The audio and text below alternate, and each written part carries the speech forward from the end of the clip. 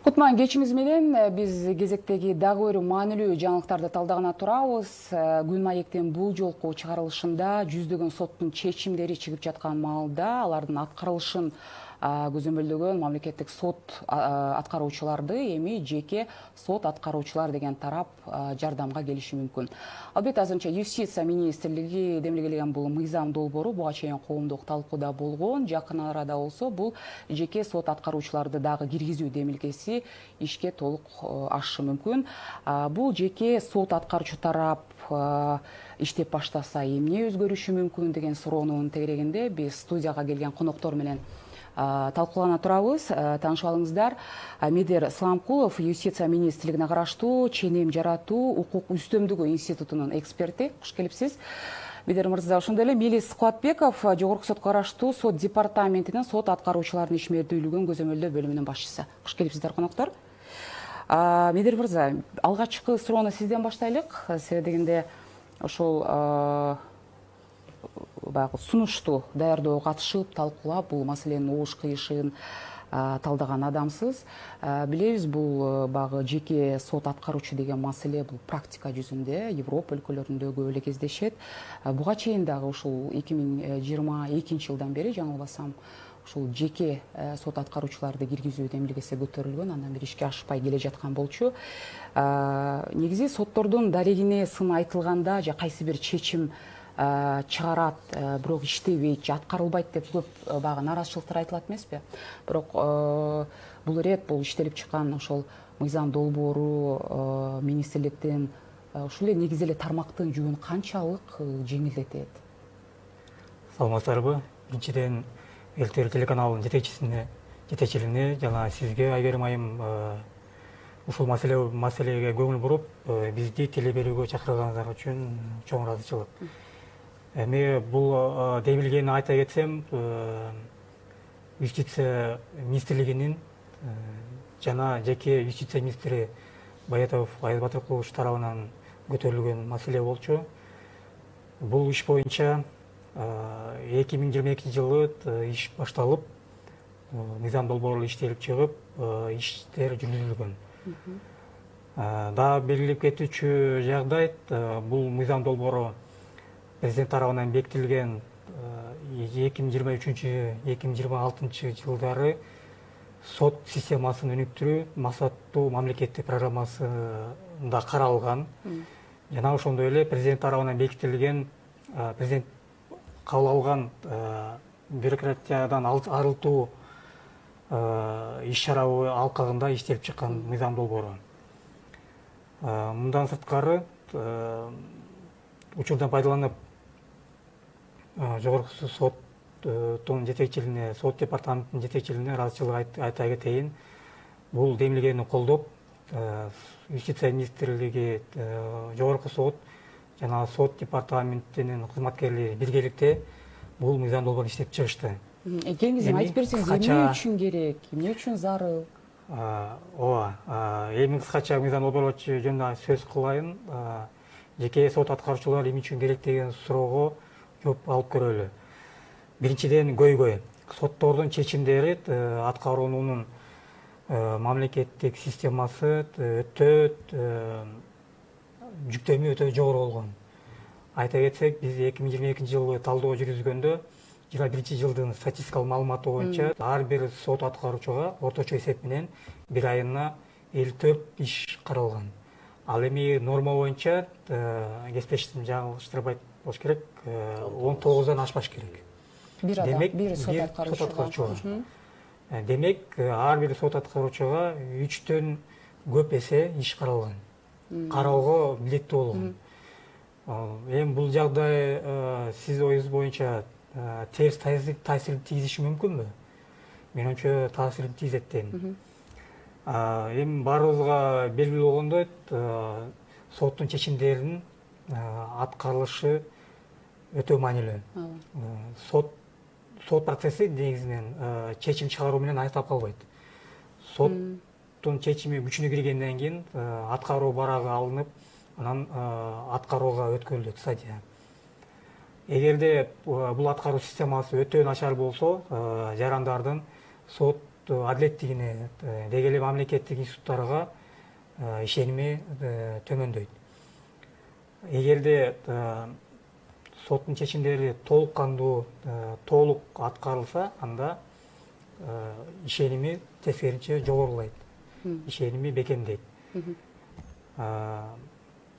Эми ошол сот аткаруучуларга кандай талаптар, кандай жөнгө салынат, ошол боюнча айта кетсем, мыйзам долбоору боюнча жеке сот аткаруучу болуп, Кыргыз Республикасынын 25 жаш курагандан ашкан, жогорку юридикалык билими бар, 6 айдан кем эмес атайын стажировкадан өткөн жана квалификациялык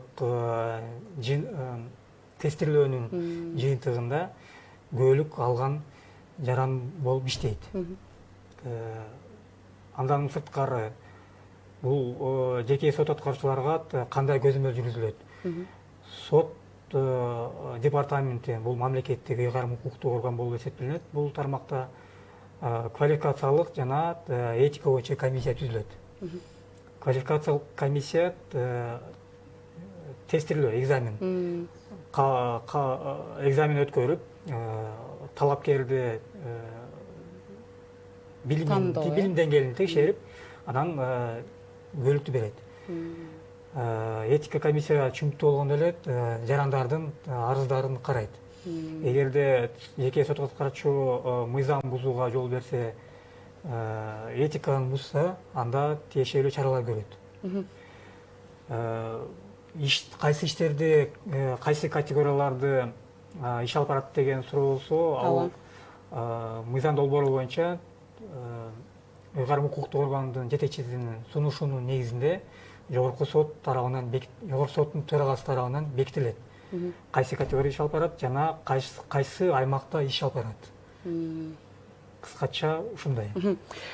Мелисбек мырза, негизи мамлекеттик ошол сот аткаруучулардын саны Кыргызстан боюнча канча? Ошол боюнча маалымат берсеңиз. Анан жогоруда айтып өттү, бир адамга ошондо бир 19 иш туура келген, бул нормалдуу нерсе деп айтылып атат. Анан канчалык негизи иш жүзүнө келгенде ошол сот аткаруучулардын, азыркы мамлекеттик сот аткаруучулардын ишмердүүлүгү туурасында айтып берсеңиз да, кандай кыйынчылыктарга туш болот?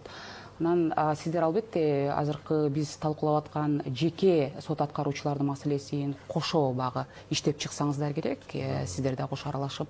Бирок аткара келгенде көзөмөлдөгөн, такты айтканда көзөмөлдөөчү орган сиздер болуп атасыздар да. Саламатсыңарбы тере көрүүчүлөр, саламатсызбы? Керим айым, азыр кесиптешибиз жогоруда айтып өттү. Бул бүгүнкү күндө биз Кыргыз Республикасынын жогорку сотуна караштуу сот департаменти бүгүнкү күндө Кыргыз Республикасынын аймагында 380 штат боюнча сот аткаруучу эмгектенип келет. Анан сот аткаруучулардын бүгүнкү күндөгү сиз азыр айтып өткөн жогоруда эң негизги багыты бул ошол сот актыларын аткаруу жана башка мамлекеттик органдардын аткаруу документтерин аткаруу болуп саналат да. Ал эми азыркы сиз айтып өткөн учурда мына сот аткаруучулар бүгүнкү күндө кандай кыйынчылыктарга, эми анын айтып өтсөк өтө көп кыйынчылыктарчы. Себеби дегенде бүгүнкү Кыргыз мамлекетибизде юридикалык жактан арасында сабаттуу дагы бар, сабаты жок дагы бар. Анан мондай өзүнүн аткаруу, сот аткаруучу колунда иштеп жаткан аткаруу өндүрүшү боюнча соттун чечимин аткарууга барган учурлар кездешет. Аймактык участкаларга бөлүнөт, ар бир сот аткаруучу өзүнүн ошол участкаларга чыккан кезде көп карышкорлор жашабаган учурлар кездешет. Жашагандыгын өзү чыгып дагы жашырган учурлар дагы кездешет. Жок, мен ал киши эмесмин деп. Ошо азыр санаа иликтештирүү боюнча жакшы азыр карышкордун дагы автоматташтырылган информациялык тутум аткаруу өндүрүшү боюнча карышкордун жүзү дагы чыгып, азыр таанууга дагы кичине сот аткаруучуларга шарт түзүлүп, иши жеңилдеп калды да. Анан эми бул ошонун негизинде азыр кесиптешибиз дагы айтып кетти, статистика боюнча жылына бир сот аткаруучуга 652 аткаруу өндүрүшү болуш керек өзү негизи. Анан айына 54 аткаруу өндүрүштөн. Бул эми кесиптешибиз айткан статистика, бул 2021 жылдын статистикасы. Азыр бүгүнкү учурда, бүгүнкү учурдун талаптарына ылайык, ар бир сот аткаруучуга мындай 1400төн эми аймактык бөлүмдөргө жараша болот да. Кээ бирде айыл жергелеринде эми адамдын саны аз болгондугуна байланыштуу аткаруу өндүрүштөрүнүн саны аз. Анан мына эми мисал ала кетсек эле, мына Бишкек шаары боюнча азыр сот аткаруучулардын ар бир сот аткаруучуга орто эсеп менен 1,5–1,600 аткаруу барактан таандык болуп калды да. Себеби дегенде, бүгүнкү күндө өзүңөргө маалым болгондой коопсуздук шаар долбоору. Жол коопсуздугун сактоо боюнча мындай кол иретинде түзүлгөн протокол, токтомдор. Анан эми санариптештирүү боюнча азыр салык кызматы менен өтө чоң долбоорлор иштелип жатат. Ошондо дагы азыр аткаруу өндүрүштөр өтө көп түшүү деген мындай маалыматтар бар. ОЗК кат жүзүндө эмес. Эми азыр ошол бүгүнкү күндө бардыгы ошол алдыда коюлган долбоорлор ишке ашып калса, анда сот аткаруучулардын жүктөмү өтө көбөйөт. Бул 1200–2000 деп азыр Бишкек шаарын айтып атам, андан да жогорулайт. Жогорулат деген анализ бар.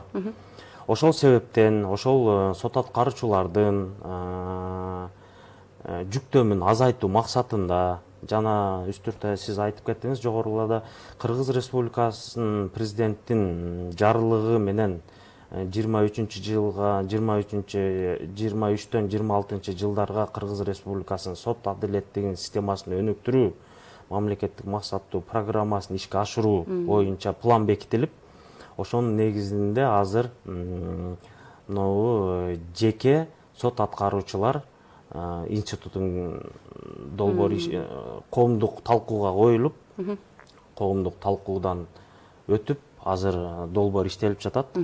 Эми ошол долбоор боюнча буйруса жакынкы аралыктарда мыйзам бекитилип эме болот, ишке аша турган болсо, ошол жеке сот аткаруучулар институтун көзөмөлдөөчү орган бул Кыргыз Республикасынын жогорку сотуна караштуу сот департаменти.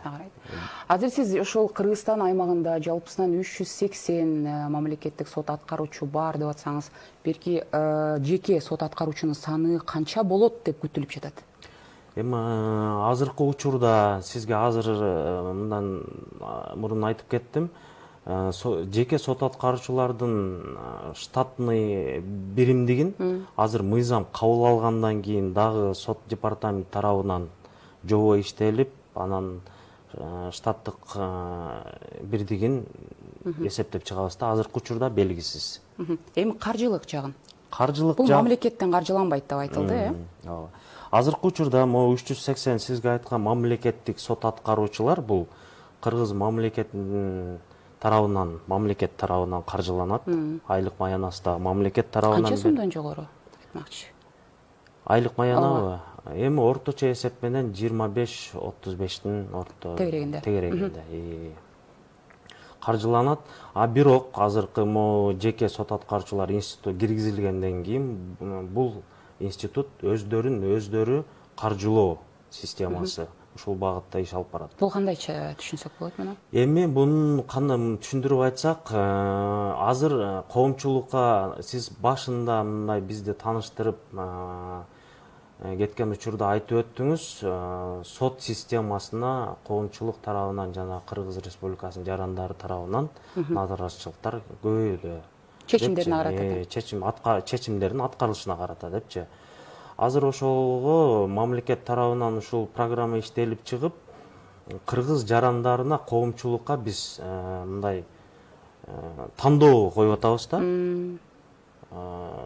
Мамлекеттик сот аткаруучулар тарабынан кааласаңар ошол аткарган кызматына жараша өз чөнтөгүңөрдөн төлөп, жеке сот аткаруучулар менен дагы иш алып барсаңар болот деген тандоо болуп калды да, бул тандоо багытында. Жаран чечет экен да.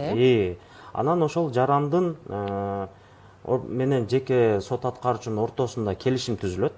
Ошо келишимдин түзүлгөндөн кийин ошол келишимдин негизинде жеке сот аткаруучуну дайындап алган жаран ошол кызмат акысын төлөп берет. Ошол кызмат акыдан анан ошолордун айлык маянасы чечилет.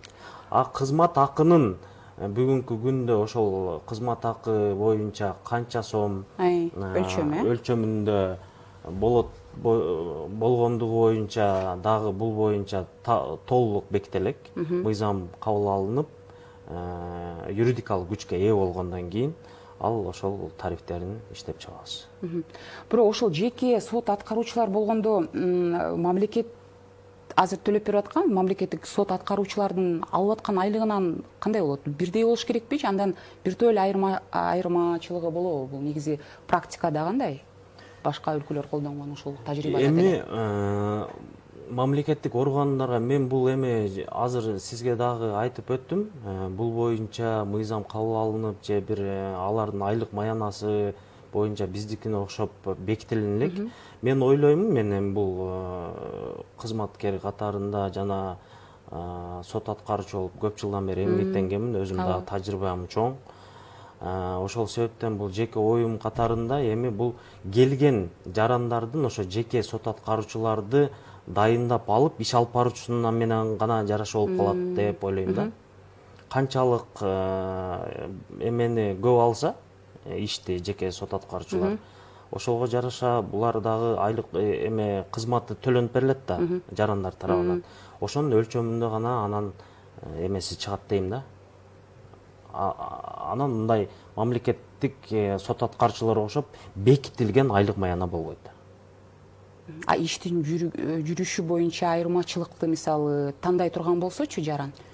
Айырмачылыкты тандоону ошол кааласа мамлекеттик сот аткаруучулар менен иш алып барат, кааласа жеке сот аткаруучулар менен. Мисалга айта кетсек, азыркы Жок, мен ойлоп атам да, негизи мындай суроо талап мамлекеттик сот аткаруучуларга да азайып калбайбы депчи.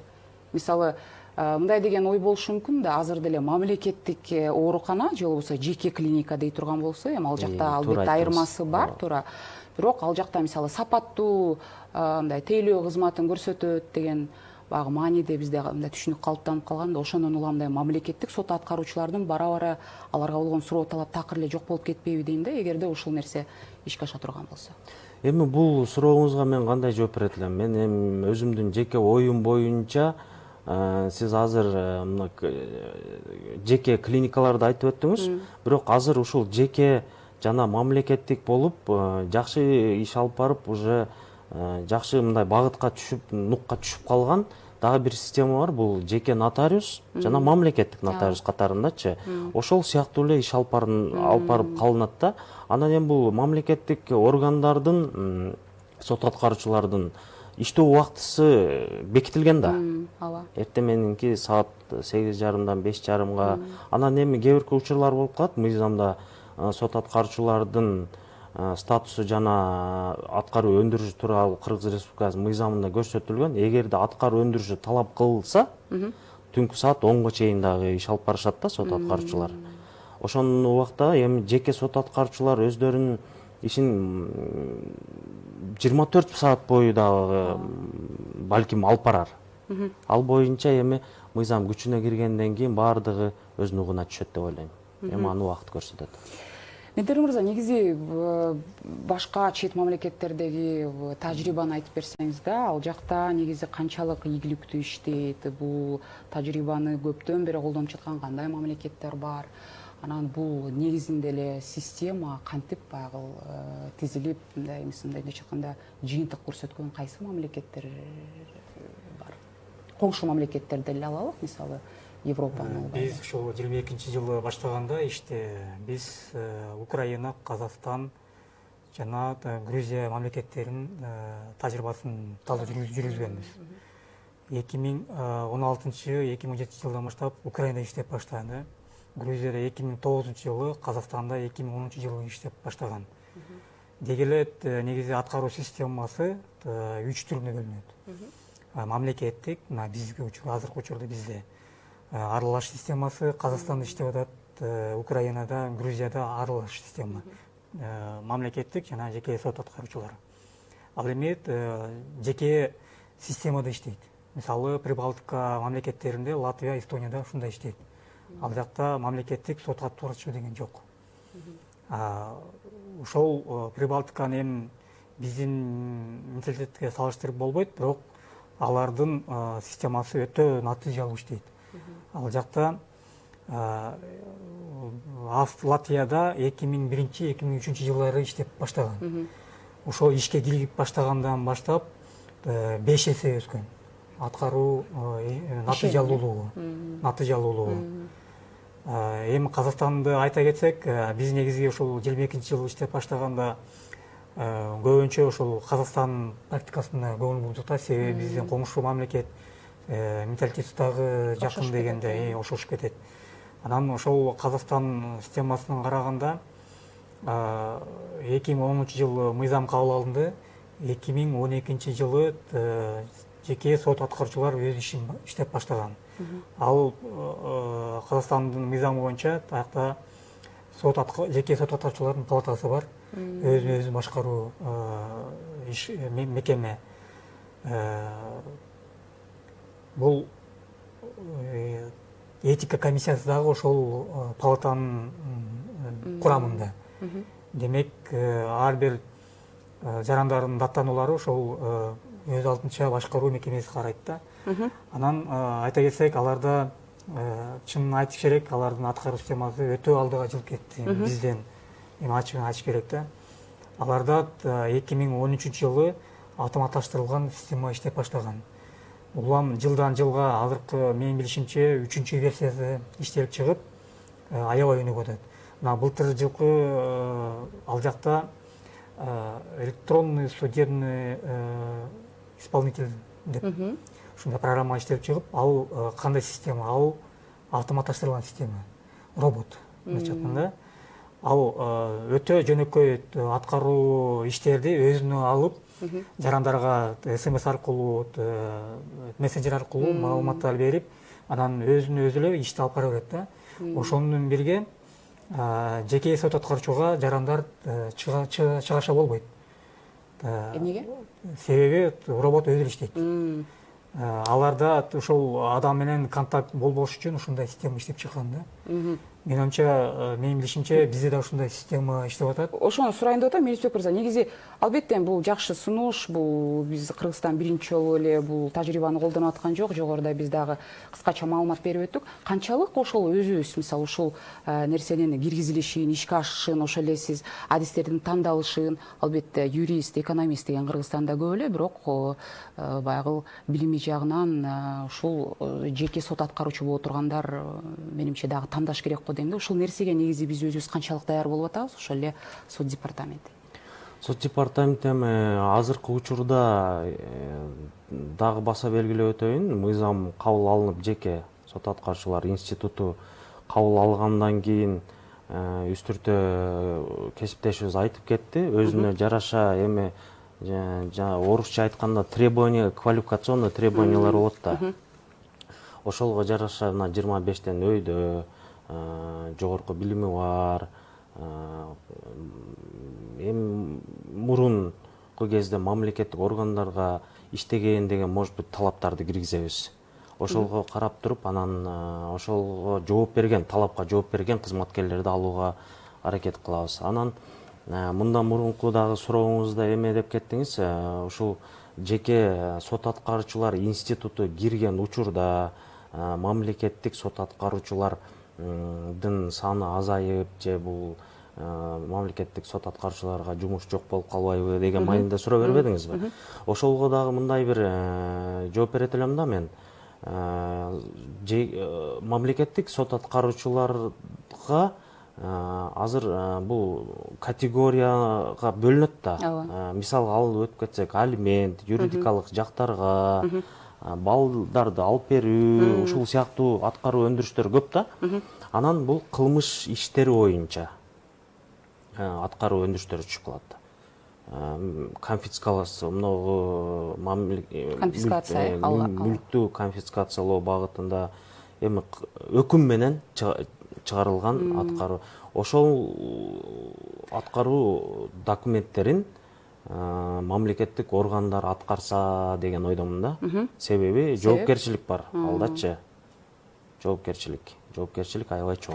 Жок, категориялар боюнча азыр ачыктала элек экен, бирок менимче ушул сиз жогоруда белгилеп өткөндөр кирет болуш керек. Бул эми ошол эле карызкор жана алимент жана башка маселелер боюнча. Категория боюнча сиз жогоруда айтып өттүңүз, бул мыйзам боюнча азыр бөлүштүрүү кайсы категория боюнча мамлекеттик сот аткаруучулар аткарат, кайсы категориялар боюнча жеке сот аткаруучулар аткарат. Бул жогорку Кыргыз Республикасы жогорку сотунун төрагасынын алар аныктайт экен да. Аныктоосуна калат. Медербек Асанбековичтин азыркы учурдагы биздин төрага.